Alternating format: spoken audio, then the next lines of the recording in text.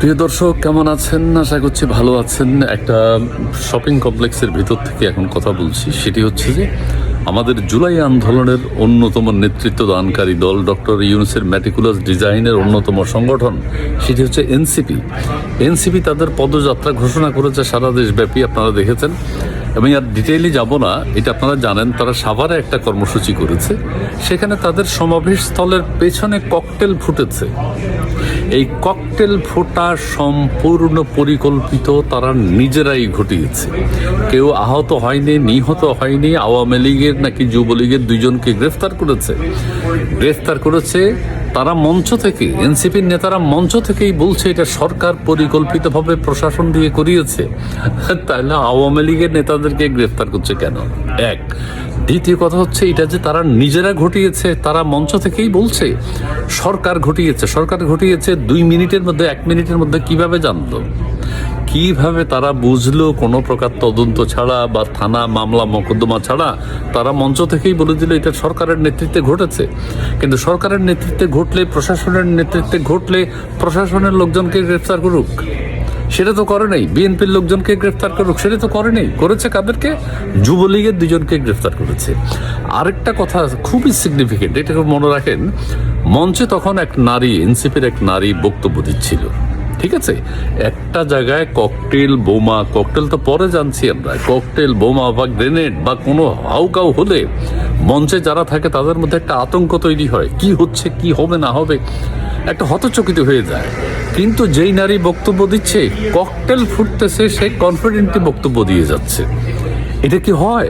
এবং এনসিপির নেতারা যারা মঞ্চে ছিল তাদের মধ্যেও কোনো ভয়ের কোনো চিহ্ন নেই। অর্থাৎ তারা জানে যে এই সময় মিটিং যখন শেষ হবে, পিছনের দিকে তোরা একজনের বাজি ফুটেই দিস, ঠিক আছে? বাজি ফুটিয়ে কি করবে এরা? যে আমাদের নিরাপত্তার অভাব, আমরা যেখানে যাব সেখানে এই ধরনের হত্যাকাণ্ড হবে, এই ধরনের ককটেল বোমাবাজি হবে, আমাদেরকে নিরাপত্তা দেওয়া হোক সেনাবাহিনীর অধীনে অথবা পুলিশি নিরাপত্তা দেওয়া হোক। এটা তো সম্ভব না। তারা ভ্রমণ করুক তারা, আরও কোথায় কি গন্ডগোল হয় তারা নিজেরাই করবে। এবং তারা আলোচনায় থাকার জন্য, অনেকেই বলছেন আলোচনায় থাকার জন্য, অর্থাৎ এনসিপি পদসমাবেশ ঘোষণা করেছে, বিভিন্ন জেলায় গন্ডগোল হচ্ছে, এনসিপি নিয়ে আলোচনা হবে, সারা দেশব্যাপী মানুষ আলোচনা করবে, তাদেরকে নিরাপত্তা দিতে হবে। গত বছর 2025 যেমন সেনাবাহিনী গোপালগঞ্জের বিরুদ্ধে যুদ্ধ ঘোষণা করেছে, এনসিপি সেখানে সমাবেশ করবে। এটার মতো লজ্জাজনক কাণ্ড বাংলাদেশের ইতিহাসে আর ঘটে নাই। একটা দলের আন্দোলনকে কেন্দ্র করে গোপালগঞ্জের সেনাবাহিনী ওই দলের পক্ষ হয়ে কাজ করেছে, গোপালগঞ্জে নৃশংস হত্যাকাণ্ড চালিয়েছে। এটা তো হয় না, হতে পারে না। একটা হাস্যকর বিষয়। এদের মিটিং মিছিলে কয়জন লোক যায় এখন? ইউটিউবার ওরাই তো 100 জন থাকে, ক্যামেরা নিয়ে, মোবাইল নিয়ে, ইউটিউবের চ্যানেল, বিভিন্ন চ্যানেলের ওরা ভিডিও করে। এই যে ককটেল হামলা তারা ঘটেছে সন্দেহের এক, তারা মঞ্চ থেকে বলছে এটা সরকারের প্রশাসন ঘটিয়েছে। কিভাবে তারা বুঝলো? দ্বিতীয় কথা হচ্ছে তারা যারা মঞ্চে ছিল, নাহিদ ইসলাম, ওই মেয়েটা, সারজিস আলম, আরও যারা মঞ্চে ছিল, তারা কেউ আতঙ্কিত হয়নি, তাদের চেহারায় কোনো আতঙ্কের চিহ্ন দেখা যায়নি।